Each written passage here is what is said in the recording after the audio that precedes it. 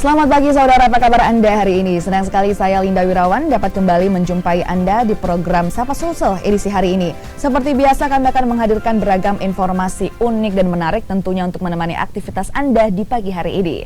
Saudara, untuk mencegah penyebaran hama penyakit hewan maupun tumbuhan diperlukan pengawasan ketat yang dilakukan oleh instansi terkait, yakni Balai Karantina Pertanian. Termasuk pengawasan terhadap kasus penyakit mulut dan kuku yang marak beberapa waktu lalu. Hal ini dianggap penting agar lalu lintas komoditi pertanian antar wilayah di Indonesia berlangsung dengan aman. Lalu bagaimana upaya memaksimalkan pengawasan tersebut? Hal ini akan kita bahas bersama dengan narasumber kita yang luar biasa. Sudah hadir di tengah-tengah studio Kompas TV ada Pak Lutfi Natsir selaku Kepala Balai Besar Karantina Pertanian Kota Makassar. Selamat pagi Pak Lutfi. Pagi, Bu. Bagaimana Pagi. kabarnya hari ini Pak? Alhamdulillah sehat, baik. Luar biasa sekali. Terima kasih sekali lagi Pak Ya. Lutfi sudah hadir di tengah-tengah studio Kompas TV. Kita akan membahas banyak Pak mengenai Balai Karantina Pertanian, terutama yang ada di Kota Makassar. Baik, Pak Lutfi, mungkin buat para pemirsa yang menyaksikan, yang menonton tayangan kita pada pagi hari ini, mungkin yang masih kurang familiar Pak dengan Balai Karantina Pertanian Kota Makassar, mungkin bisa dijelaskan sedikit Pak mengenai instansi ini Pak, silahkan. Oh ya, jadi Balai Besar Karantina Pertanian Makassar itu melakukan fungsi-fungsi perkarantinaan. Iya. Peran-peran dia lakukan utamanya terhadap lalu lintas komoditi pertanian, baik itu antar area maupun ekspor impor. Jadi semua komoditi pertanian yang dilalu lintaskan itu dinyatakan sehat setelah dilakukan pemeriksaan oleh Balai Besar Karantina Pertanian Makassar. Kalau wilayah kerja Balai Besar Karantina Pertanian Makassar mulai dari Pelabuhan Bajoe, Pelabuhan 77, Pelabuhan Bulukumba dan Jeneponto, dan Pelabuhan Laut Makassar, Potere dengan bandara. Jadi itulah pintu-pintu pengeluaran dan pemasukan yang ditetapkan oleh pemerintah pusat. Disitulah bertugas pejabat-pejabat karantina kita Pertanian Makassar. Jadi untuk lalu lintas komoditi pertanian kan banyak pelabuhan yang tidak dalam pengawasan Balai Besar Karantina Pertanian. Jadi kalau kami identifikasi 160 pintu pengeluaran di wilayah Sulsel itu yang tidak dalam pengawasan Balai Karantina Pertanian Makassar. Tetapi kita lakukan namanya sinergi dengan instansi-instansi pemangku kepentingan. Utamanya barangkali ada pemerintah daerah hadir, ada Polairut, ada Polsek di wilayah setempat. Jadi senantiasa kita lakukan namanya patroli laut seperti itu. Baik, itu tadi merupakan wilayah-wilayah kerja Pak ya, dari Balai Karantina Pertanian Kota Makassar. Nah, lantas Pak, apa saja sih Pak yang menjadi tugas pokok dan juga fungsi utama dari Balai Pertanian Kota Makassar Pak? Ya, kalau menurut perintah undang-undang nomor 21 tahun 2019, tugas dan fungsi karantina, jadi karantina pertanian, hewan, tumbuhan dan ikan itu melakukan pengawasan dan pelayanan lalu lintas komoditi yang keluar masuk di wilayah Indonesia, keluar masuk maupun di antar areakan. Jadi ketika dilakukan lalu lintas komoditi pertanian antar area itu kita pastikan bahwa dia itu sehat. Rejim undang-undang karantina itu free border. Maksudnya free border itu semua dokumen-dokumen itu selesai di pintu pengeluaran. Jadi ketika dilintaskan itu kita nyatakan sehat. Jadi di daerah tujuan di pintu pemasukan hanya diperiksa ketersesuaian dokumen-dokumen. Misalnya gini, yang kita lalu lintaskan itu komoditi jagung. Pastinya kan di pintu pemasukan dilakukan pemeriksaan dokumen bahwa betul jagung volumenya sekian dan dinyatakan sehat. Jadi pejabat karantina di pintu pengeluaran itu mengeluarkan pembebasan. Jadi pembebasan bahwa ini sesuai dengan dokumen seperti itu. Oke, baik. Kalau salah satu bentuk pengawasannya tadi Pak untuk bahwa menyatakan komoditi tersebut sehat. Bagaimana kemudian dinyatakan bahwa komoditi tersebut, apakah ada laboratorium yang tersedia atau seperti apa Pak? Ya, jadi prasarana kita ada laboratorium yang terakreditasi secara nasional. Jadi dilakukan pemeriksaan, diambil sampel ketika, kan gini. Jadi setiap pelaku usaha itu kita ada layanan aplikasi, PPK online namanya. Permohonan pemeriksaan karantina. Itu bisa online, tidak perlu lagi tatap muka. Setelah dilampirkan persyaratan dokumen yang dipersyaratkan, itu kita lakukan pengambilan sampel. Jadi nanti di border, pintu border itu kita sesuaikan benar nggak dia punya dokumentasi yang dimohon di PPK online. Oke, jadi harus memohon tersebut di PPK online Pak ya? Salah satu layanan kita. Salah satu layanan untuk dari memudahkan pelayanan karantina kita. Kan fungsi karantina itu melakukan pelayanan dan pengawasan. Jadi kita layani pelaku-pelaku usaha untuk melakukan bisnis ekspor, impor maupun antar area. Oke, nah tadi Pak kalau dikatakan butuh syarat-syarat dokumen tertentu Pak ya untuk mendaftarkan komoditi mereka. Syarat-syaratnya itu seperti apa Pak? Banyak syarat-syarat, ada syarat-syarat misalnya kalau komoditi hewan itu kan harus ada rekomendasi pengeluaran. Oh iya Pak. Misalnya gini, misalnya sapi kita mau dikirim ke Pulau Jawa, jadi harus ada rekomendasi dari instansi terkait. Harus ada namanya SKKH, surat keterangan kesehatan hewan. Jadi itu yang dipersyaratkan, dimasukkan dalam dokumen di PPK, nanti kita periksa namanya keabsahannya, benar nggak ini, benar. Tapi itu memudahkan semua, tidak usah datang ke kantor bermohon, enggak.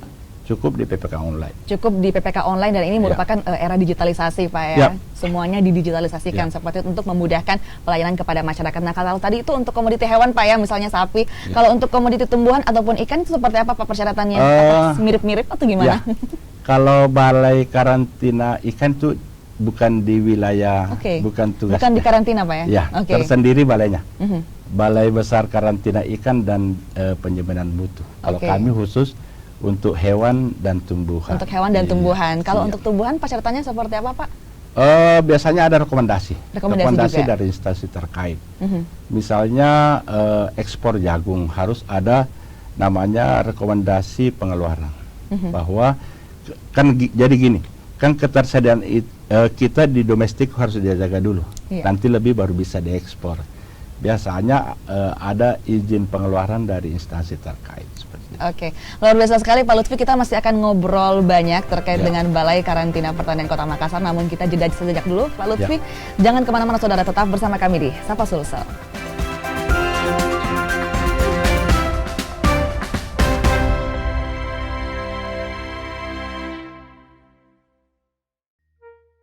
Kok gambarnya gini sih? Mami! Kenapa? TV kita banyak semutnya gini, kamu naruh gula ya di situ ya? Menurut Papi, Mami yang bikin ini TV banyak semutnya. Aduh, ada apa ini ribut-ribut? Kenapa? Tadi tuh kita nyalain TV, tiba-tiba gambarnya banyak semutnya tuh. Jadi kalian tuh masih menyaksikannya siaran analog TV ya? Bukan digital? Jika pesawat TV kamu sudah digital ready, cukup pilih tombol menu pada remote TV. Kemudian pilih setting, pilih saluran, lalu auto scan. Mudah bukan? Dengan menggunakan saluran digital, Anda bisa menyaksikan program-program terbaik Kompas TV dengan kualitas gambar serta suara yang lebih tajam serta jernih.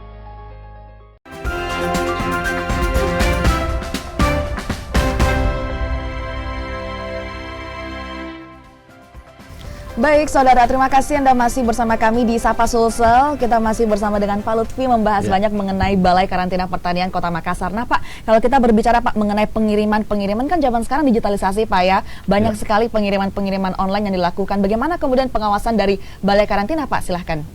Ya, memang salah satu bentuk pelayanan kita di era digitalisasi ini melalui online. Tetapi itu persyaratannya untuk dokumen-dokumen, tetapi fisik tetap harus diperiksa. Fisik tetap harus diperiksa Pak ya? Fisik tetap harus diperiksa, karena kan tidak ada namanya pemeriksaan online fisik, harus kita Iya, periksa betul. bahwa betul ini dan sehat ini. Yang kita lakukan pelayanan online itu mengenai permohonan pemeriksaan karantinanya. Apakah DPK biasa ada komoditi yang kemudian ditahan Pak karena tidak memenuhi syarat atau seperti apa Pak? Ya, jadi banyak komoditi yang kita lakukan penahanan dan pemusnahan ketika komoditi itu masuk di wilayah Sulsel tidak dilengkapi dengan dokumen-dokumen.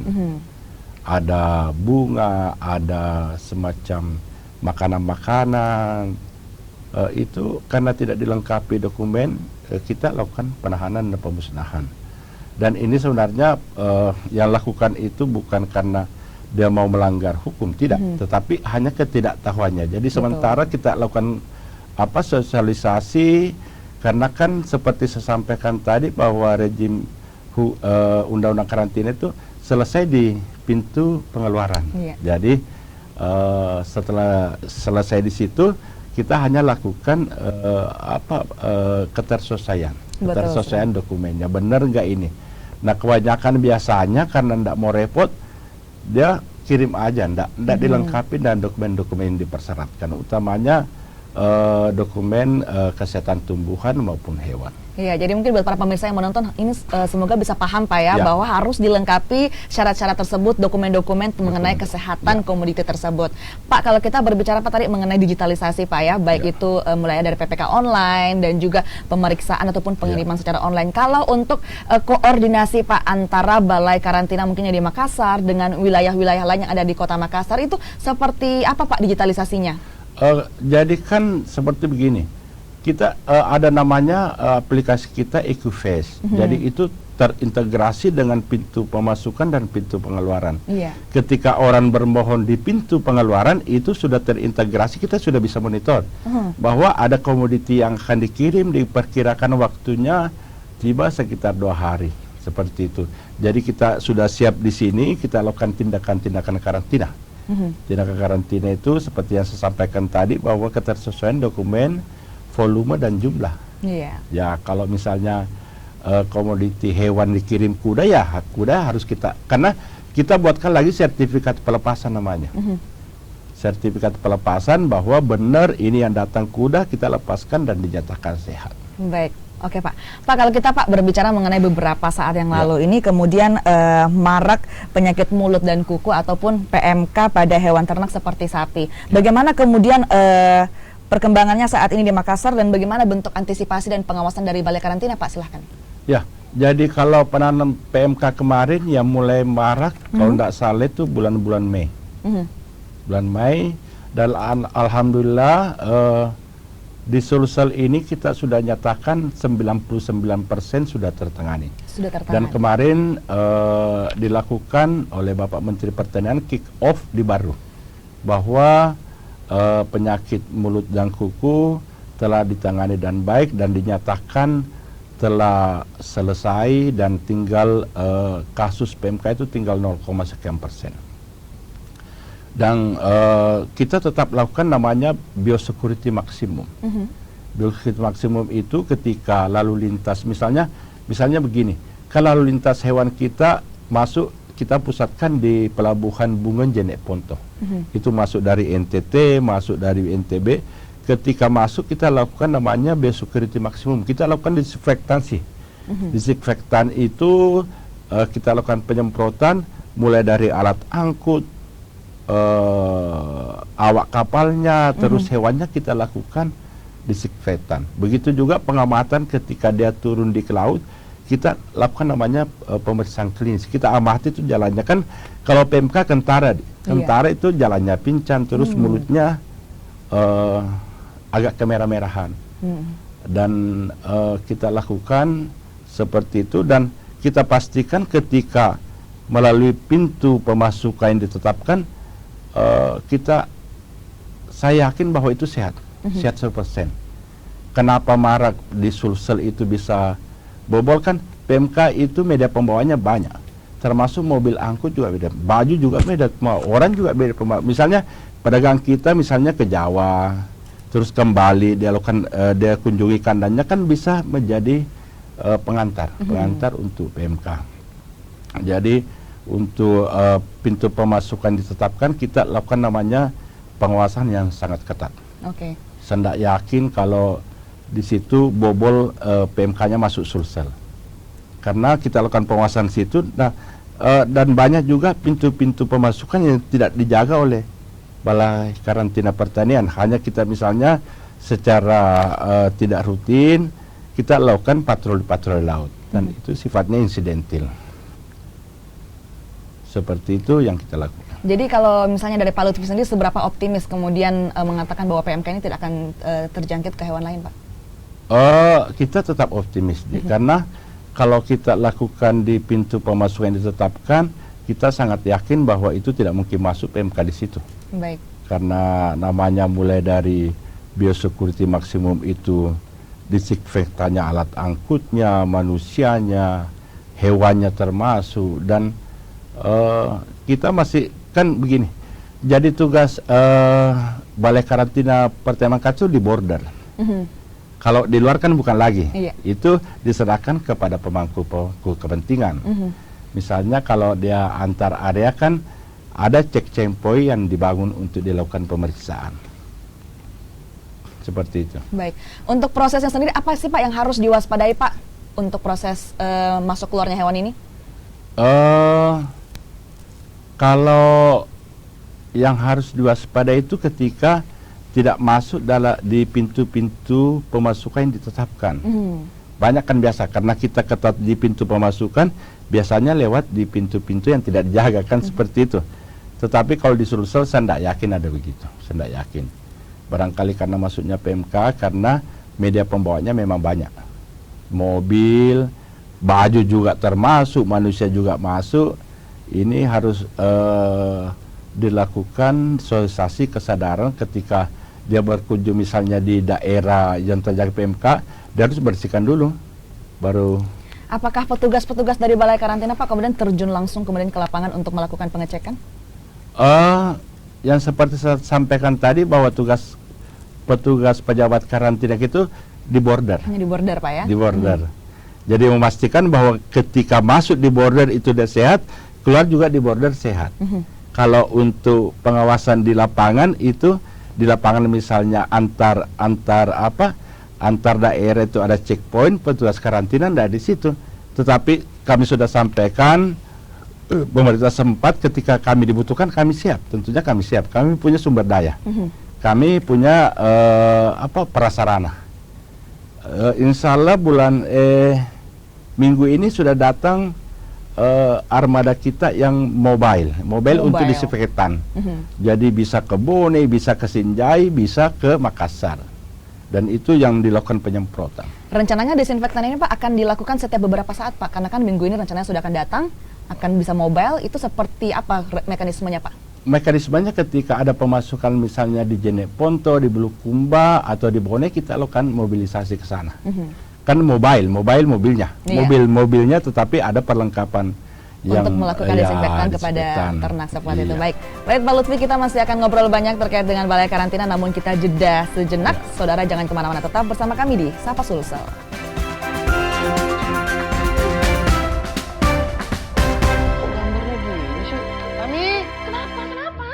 Kita banyak semutnya gini, kamu naruh gula ya di situ ya? Menurut Papi, Mami yang bikin ini TV banyak semutnya. Aduh, ada apa ini ribut-ribut? Kenapa? Tadi tuh kita nyalain TV, tiba-tiba gambarnya banyak semutnya tuh. Jadi kalian tuh masih menyaksikannya siaran analog TV ya? Bukan digital? Jika pesawat TV kamu sudah digital ready, cukup pilih tombol menu pada remote TV. Kemudian pilih setting, pilih saluran, lalu auto scan. Mudah bukan?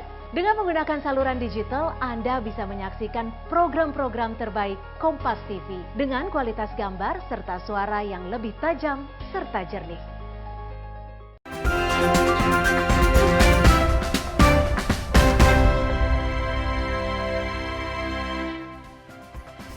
Baik saudara, terima kasih Anda masih bersama kami di Sapa Sulsel. Kita masih bersama dengan Pak Lutfi. Kita membahas banyak Pak ya dari tadi mengenai Balai Karantina Pertanian Kota Makassar. Pak, tadi menarik tadi yang dikatakan sebelum jeda bahwa di minggu ini akan ada armada yang terjun langsung mobile melakukan desinfektan kepada wilayah-wilayah yang ada di Kota Makassar. Lantas kemudian Pak, jika misalnya ada masyarakat yang ingin misalnya dilakukan desinfektan di wilayah mereka, apa yang harus mereka lakukan Pak ke Balai Karantina? Fokus kita hanya di border dulu. Hanya di border dulu? Di border dulu kita lakukan disinfektan itu terhadap alat angkut, terus hewan, termasuk awak kapalnya. Jadi kita ada 6 layanan, ada wilayah kerja kita 6, itu lakukan mobilisasi. Dan tentunya kalau ada masyarakat misalnya dia mau disinfektan, dia punya kandang, itu bisa saja kita bicarakan. Kita terus melakukan pembantuan selama tidak mengganggu di pelayanan kita di border-border. Baik, luar biasa sekali Pak. Kalau kita berbicara mengenai ekspor impor komoditi Pak yang ada di Sulawesi Selatan, kalau di Sulsel dan di Kota Makassar sendiri Pak, ekspor impor komoditi apa ya kemudian yang ramai ditransaksikan Pak? Ya, kalau 10 komoditi pertanian kita yang Sulsel itu yang menjadi andalan kita, ekspor kita. Iya, ekspor itu apa saja kita, Pak? Kopi, terus lada, terus manggis, jagung, ada 10 komoditi kita. Dan ini sustainable terus berlaku. Kalau kita lihat di QFS kita, rata-rata transaksi ekspor itu sekitar 20 miliar per hari. 20 miliar per hari Pak ya? Per hari. Yang kita ekspor ke 40 negara tujuan. Dan ini juga ada program Balai Karantina Pertanian Makassar, namanya Gerati X, gerakan 3 kali lipat ekspor. Gerakan 3 kali lipat Kita ekspor. ekspor, kita terus melakukan sosialisasi terhadap pelaku-pelaku usaha, utamanya kepada eksportir milenial kita. Banyak kan anak-anak muda sekarang yang lakukan masif melakukan ekspor, dia mau belajar, dan kita siapkan namanya klinik ekspor. Klinik ekspor kita siapkan sarannya di sana, kita siapkan aplikasinya. Ada aplikasi kita namanya IMACE. Jadi kita tahu negara tujuan ini butuh apa, syarat-syaratnya seperti apa. Dan itu banyak. Kalau kita lihat buku agenda kami sudah ada 3.000-an petani kita datang konsultasi di sana. Ingin juga melakukan ekspor. Nah, ini menarik sekali Pak Lutfi. Jadi buat para pemirsa mungkin yang menonton tayangan ini mungkin memiliki produk yang bisa diekspor, ini mereka harus kemana Pak? Mereka harus menghubungi siapa? Kalau ekspor kan biasanya gini. Ekspor itu kan bisnis to bisnis. Jadi ada buyer di sana, dia bikin kontrak, terus dia lakukan lalu lintas, kita lakukan fasilitasi. Kita lakukan fasilitasi untuk membantu melalui ekspor impornya, supaya ekspornya seperti itu. Nah misalnya kalau belum punya buyer kan dia belajar dulu. Iya betul. Ini negara ini siapa kira-kira bayarnya di sana, dia harus hubungi seperti itu. Dan alhamdulillah kalau kita misalnya kan begini, misalnya kan banyak pelanggan-pelanggan karantina kan sudah kenal di sana. Jadi kita fasilitasi, kalau mau kirim misalnya lada, ini bayarnya sini. Tolong kita lakukan komunikasi di sana. Seperti itu. Dan untuk proses bimbingan Pak kepada misalnya pengusaha-pengusaha milenial muda mungkin yang masih baru mau belajar untuk mengekspor produknya, mungkin untuk bimbingannya apakah ini termasuk packingan juga seperti apa atau seperti apa bimbingan yang diberikan Pak? Iya, jadi kan misalnya begini, misalnya biasanya itu syarat-syarat luar negeri itu pertama itu harus terregistrasi dia punya kebun. Harus terregistrasi dia punya rumah produksi. Ini untuk apa? Ini untuk karena memang di karantina itu ada namanya keterlusuran. Dia tahu komoditinya asalnya dari mana, kebunnya dari mana. Kalau sudah registrasi kebun kan kita sudah tahu. Ini misalnya komoditi manggis dari Bulukumba, kebunnya di sekitar sini dan rumah produksinya di sini. Ketika ada misalnya OPTK di negara tujuan ditemukan, kita sudah bisa tahu, kita lakukan namanya mitigasi risikonya di sini. Seperti apa yang kita haruskan perbaikan. Dan kalau syarat-syarat itu ya termasuk packingnya, terus bagaimana cara pengirimannya, seperti itu kita lakukan pendampingan. Jadi itu semua merupakan bimbingan-bimbingan kemudian yang dilakukan pendampingan kepada para pengusaha muda yang ingin belajar bagaimana mengekspor produk mereka. Baik, Pak, kalau tadi dikatakan mengenai ekspor di tahun 2023 ini, apakah ada target Pak Lutfi? Kemarin nilai ekspor kita sekitar 2,6 triliun. 2,6 triliun. 2,6 itu di triliun. wilayah mana Pak? wilayah Sulawesi Selatan, Sulawesi Selatan. yang keluar dari Pelabuhan Makassar dengan bandara. Kan pintu pengeluaran yang bisa ekspor itu hanya Pelabuhan Laut Soekarno-Hatta dengan bandara. Iya. Jadi ini ada di dokumen kita, di Equifax kita itu tercatat di situ. Dan untuk target kita tentunya, kalau namanya target kan harus lebih tinggi seperti Di itu. tahun 2023 ini Pak, Ya. targetnya kira-kira berapa Pak? Kita maksimalkan untuk pengembangan, termasuk pengembangan komoditi ekspor kita yang bisa kita ekspor. Ada namanya dread kokon, ada bed guano yang kotoran kelelawar itu yang dijadikan pupuk. Kita melakukan pendampingan, sosialisasi kepada masyarakat untuk memperbanyak komoditi kita yang bisa kita ekspor. Oke, baik Pak. Selain pendampingan dan juga bimbingan, apa kemudian dilakukan oleh Balai Karantina untuk membantu pemerintah meningkatkan jumlah ekspor dari Sulawesi Selatan, Pak? Ya, kalau di program gratis itu kita langsung jadi gini. Jadi di karantina pertanian Makassar kita namanya ada klaster dengan kita sudah mapping. Misalnya wilayah selatan, misalnya Gowai itu komoditi ini yang bisa kita kembangkan. Iya. Itu namanya klasterisasi untuk komoditi sopeng, apa yang kita kembangkan. Terus sudah ada mappingnya seperti itu, dan kita lakukan, tentunya kita lakukan koordinasi dengan pemerintah daerah untuk terus mendorong supaya komoditi-komoditi bisa kita ekspor. Tanggapan dari pemerintah daerah Pak melihat Alhamdulillah kemarin kita di Goa, utamanya di Goa Sinjai itu yang kita terus tingkatkan ekspor porang kita. Ekspor porang kita itu luar biasa karena tahun kemarin itu sudah dibuka untuk ekspor ke China. Dan kalau tidak salah sekitar tahun kemarin itu tahun 2022 itu sekitar 1.700 ton dan sangat luar biasa. Sangat luar biasa, harganya juga cukup bagus. Kalau di Jawa itu masih sekitar 2.000-an, kalau di Sulsel ini sudah menjadi 3.800 per kilo, dan ini sangat membantu petani-petani porang kita. Baik. Karena sempat lesu, waktu di ban oleh Cina sempat lesu. Sempat lesu ekspor porang kita, kemarin sudah dibuka itu terus meningkat. Terus menggeliat seperti itu Pak ya. Baik, terakhir mungkin Pak, harapan dan himbauan Anda sebagai Kepala Balai Besar Karantina Makassar, kemudian kepada masyarakat di Kota Makassar Pak, silahkan. Ya, sebenarnya untuk syarat-syarat ekspor lalu lintas antar itu sangat mudah di Balai Besar Karantina Pertanian Makassar. Kita sudah punya layanan dan sebenarnya tidak sulit. Tidak sulit Pak ya. Karena kami juga sampaikan kepada masyarakat, kalau ingin melakukan lalu lintas komoditi itu sekiranya dapat dipenuhi dulu syarat-syaratnya, dan ini tidak sulit sama sekali, tidak sulit.